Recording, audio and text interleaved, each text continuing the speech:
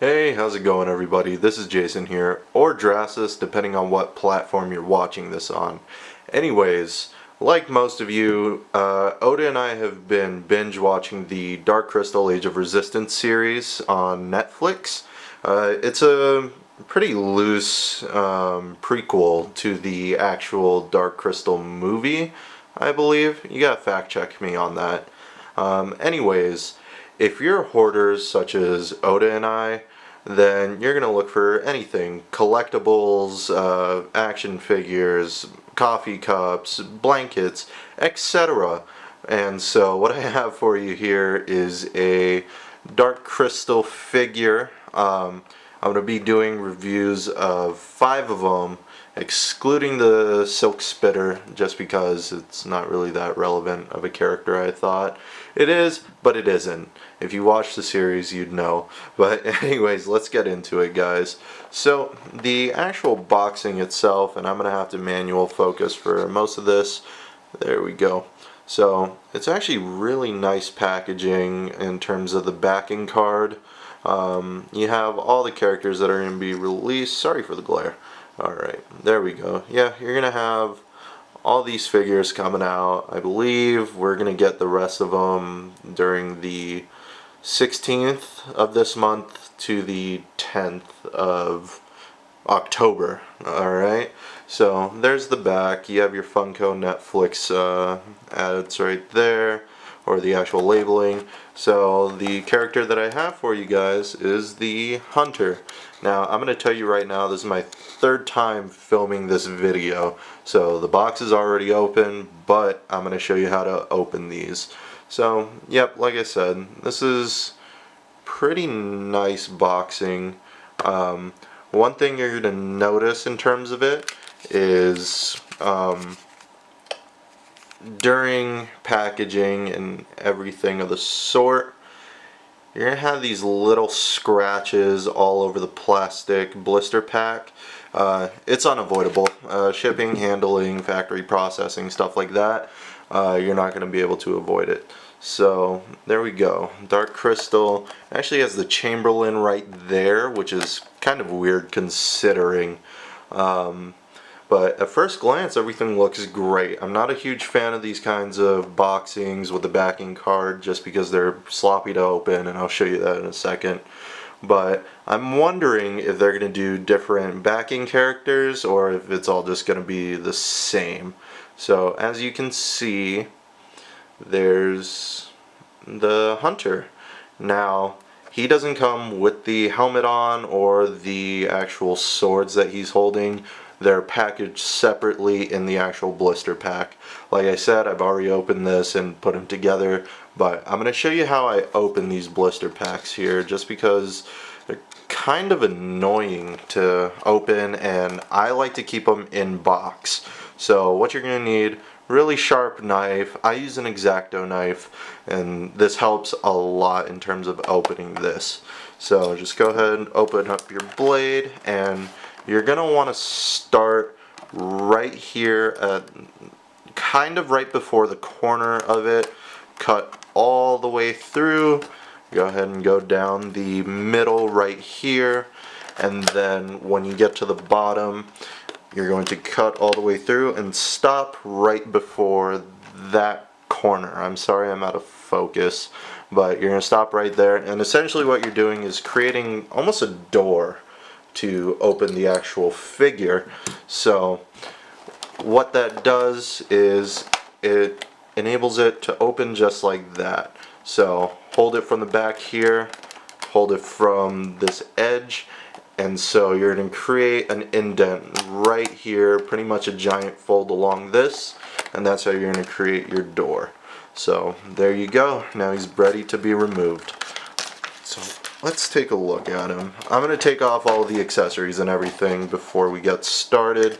So there we go. Let's throw this to the side over there. We get that out of view. And so there we go. I'll just use him to stand him up. Alrighty. So at initial look of the Hunter, he looks pretty solid. Alright. So let me get him in focus. There we go. So he looks pretty solid. There you go. You have all four arms. You have all of his detail in which he has on the show. Now, one thing you're going to notice with these is the color palettes are pretty plain all the way through. What I mean by that is you're going to have, for example, on his face, it's going to be that color of purple all the way through the figure. So on his hands, his face, his feet, etc., you're not going to get much color shading or tonement. And that's to be expected with a $10 some odd change figure. And one thing that really distracts me from the quality of this are his little toes. If you can't notice that, let me open this up. If you can't notice this right here, then Godspeed, because that's kind of annoying. The actual toes are the same color as the toenail. They didn't paint the toenails to be any other color except the same purple all the way through. And like I said, you're going to get this plain color palette with the same color red, same color grays and everything. But if you can look past that, this is actually a very nice figure. So the paint detail we've gone over. Let's go over the actual articulation of this figure. Let's start with the arms. So if you look at this, you have about a 45-degree angle articulation on the elbow joint. Yeah, there we go. It's pretty stiff. It's hard to really move around, but once you get it going, it's going. In terms of the shoulder joint, you can kind of move it back and forth. Not really though. So you can move it farther back than you can forward. Let's check this left arm. Yeah, it's a pretty stiff figure, but I think you just got to work it out. Yeah, not much movement going forward. The hands themselves, full 360 articulation. I like that. Let's take a look at these back arms. So the back arms, they move. You don't have anything in the elbows themselves, so it's just this rough movement in terms of the shoulder joint only moving. So that's in both of the arms. You can't move the hands, unfortunately. Now let's just put these up, and so let's check these legs. Pretty far movement in the legs at the thigh, and that's just so he can stand, and that's in both legs. Neither of them are stiff, so that's a good thing. Feet, you have, I think we can, yeah, full 360 articulation of the feet, so that's good. They kind of move up and down, but not really. So let's move on to the most important part, the head. So you can turn it, kind of lean it left, right, down, up. You can definitely do that. Not much in terms of posability. If you were a deranged child like myself, you make these figures go full 360 exorcist. So that's always cool. I don't know why you would need that, but it does it. So yeah, he has this tail, no articulation. It's just a tail that's there. In terms of the hand feel, it's some hard plastic, most rubber, honestly, which isn't a bad thing. So these horns in the back, they're a mid-solid.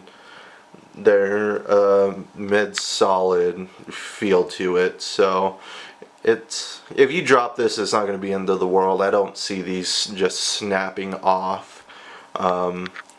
Yeah, but mostly rubber feel. He's a pretty good size. So let's go ahead and put on his accessories. So he comes with the two big swords. Obviously go on his front hands. They kind of drop in. There's some play to it. You gotta kind of move it around. This one, it depends on how you put that in. It's not really sticking that great. Let's try the backhands. I'm guessing it's going to be pretty difficult to get these in. So, there goes one. Let's try this. There we go. You really gotta just force that in there, huh? So, yep. There's all 4 swords. If you move them around too much, you know, these are probably gonna fall off and you're gonna lose them under your drawer, your bed, or wherever you're keeping this. So, yeah, but it's not bad. It looks really good with all 4 swords in. So, let's get to the most important piece now. Like I said, he comes with the helmet off. I don't know why. In terms of the hunter, I think that's what makes his character, is the actual helmet or mask or whatever he's wearing. So, there we go. That's what the hunter's supposed to look like. If not, he's just like the other Skeksis. So, with the helmet, it just sits on the head. There's no actual port or divot on the top of his head, obviously. There's nothing in there to kind of keep it on. It just sits on there, and as I've had him displayed, the helmet definitely moves around quite a bit. So you gotta watch out for that. It's all about setting him in there. But one fun fact are these are scaled to actual size. So what that means is the hunter is significantly taller than most of the other characters, like Dee, Rion, Hup. I'm not sure about Ogra, but he's taller than most of them, and so the other figures are going to be smaller than him from what I'm hearing, which is pretty cool in my opinion. Let's see how well he stands in terms of display, and that's a very important thing in terms of display. So let's go ahead and stand him up. He doesn't stand too bad, honestly. If you put him on like a flat surface or something, he's gonna hold up pretty good. So let me try to bring you guys lower. Sorry, I gotta move my mount a little bit. So yeah, he stands pretty good. Yeah. So if you want to display those feet more, I guess you could do that. But yeah, I don't think you guys are going to have a problem displaying this piece. Let's see here. So size of figure, it's going to be pretty much in comparison to the other ones. Overall, it's a really good looking figure. Like I said, you got to get over the paint job a little bit because there's not much shading, not much texture to it. But this back piece, there is some weathering, which is cool. Yeah, this back piece has a little bit more weathering than the rest of the figure. So let me try to focus in for you guys. There we go. There we go. Yeah, so as you can see, that weird skeleton backpack thing has a lot more texture than what you're going to see throughout the rest of the body. So, yeah. Alright, so overall, I enjoy this figure. I'm really excited for the other ones to arrive. Anyways, guys, if you're thinking about buying these, I would do it. They're cheap in comparison to the other figures you're gonna find online for like $300–400, and they're cute. They're not too much like the pop vinyls that Funko sells, and they're not too realistic. Anyways, you guys, if you enjoyed this video, go ahead and like and subscribe. I'll be doing reviews of all the other characters except the Silk Spider. You guys can probably find that somewhere else. But I definitely plan on doing a lot more review videos in terms of action figures and just random stuff that I pick up in terms of collectibles. Anyways, guys, thanks for watching.